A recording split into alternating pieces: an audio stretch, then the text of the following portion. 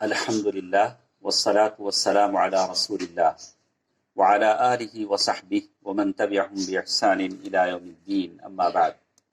محترم حضرات و خواتین، آج 21 جون 2020 ہے اور جیسے آج سورج گرہن بتایا گیا ہے، اور آج کی اس دن میں کچھ باتیں مجھے آپ کے سامنے کہنی ہیں۔ سب سے پہلی چیز یہ کہ سورج گرہن کے تعلق سے اللہ کے نبی صلی اللہ علیہ وسلم نے ہم کو بتایا ہے، اور اللہ کے نبی صلی اللہ علیہ وسلم جو کچھ بھی کہتے ہیں وہ اللہ تبارک و تعالیٰ کی طرف سے کہتے ہیں۔ اللہ تبارک و تعالیٰ نے فرمایا وَمَا يَنطِقُ عَنِ الْهَوَىٰ۔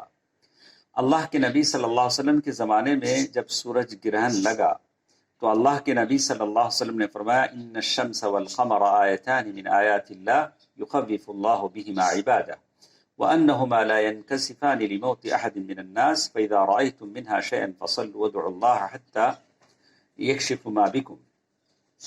اللہ کے نبی صلی اللہ علیہ وسلم نے فرمایا کہ سورج اور چاند اللہ تبارک و تعالیٰ کی دو نشانیاں ہیں جس کے ذریعے سے اللہ تبارک و تعالیٰ اپنے بندوں کو ڈراتے ہیں۔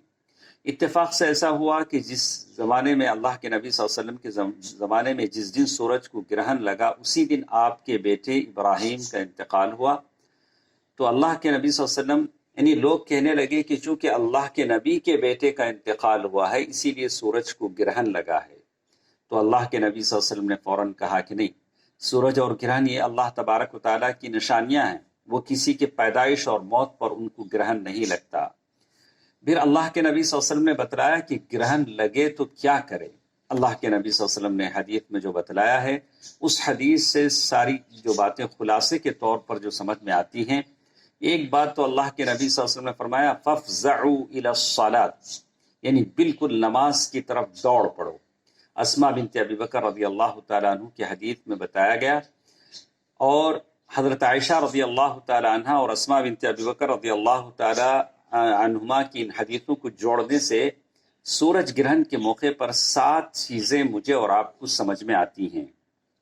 پہلی چیز نماز پڑھی جائے، دوسری چیز بکثرت دعا کی جائے، اور تیسری چیز استغفار فرگیونس اللہ تعالیٰ سے گناہوں کی معافی مانگی جائے، اور چوتھی چیز تکبیر اللہ اکبر تکبیر بیان کی جائے، اور پھر 5ویں چیز اللہ کا ذکر کیا جائے، اور 6ٹھی چیز صدقہ ہو سکے تو صدقہ دیں، اور 7ویں چیز غلام آزاد کیا جائے۔ اس زمانے میں غلام خریدو اور بیچے اور آزاد کیے جاتے تھے، اور تو یہ 7ویں چیز ہے جو ساری حدیثوں سے مجھے اور آپ کو سمجھ میں آتی ہے۔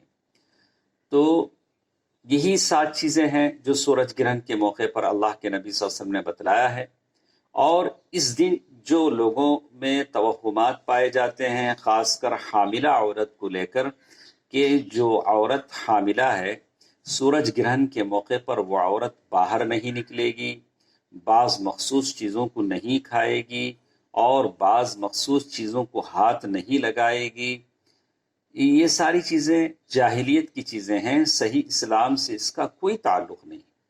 اور وہ لوگ بولتے ہیں کہ حاملہ عورت اس طرح کرے گی تو اس کے پیٹ کے اندر جو بچہ ہے وہ بچہ عائب شدہ ہو جائے گا، اس کے اعضاء کٹ جائیں گے۔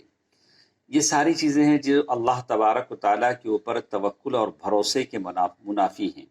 میرے اور آپ کے پیارے نبی صلی اللہ علیہ وسلم نے اس طرح ایسی کسی بات کو نہیں بتلایا ہے، بس وہ 7 چیزیں جو اللہ کے نبی صلی اللہ علیہ وسلم نے بتلایا ہے۔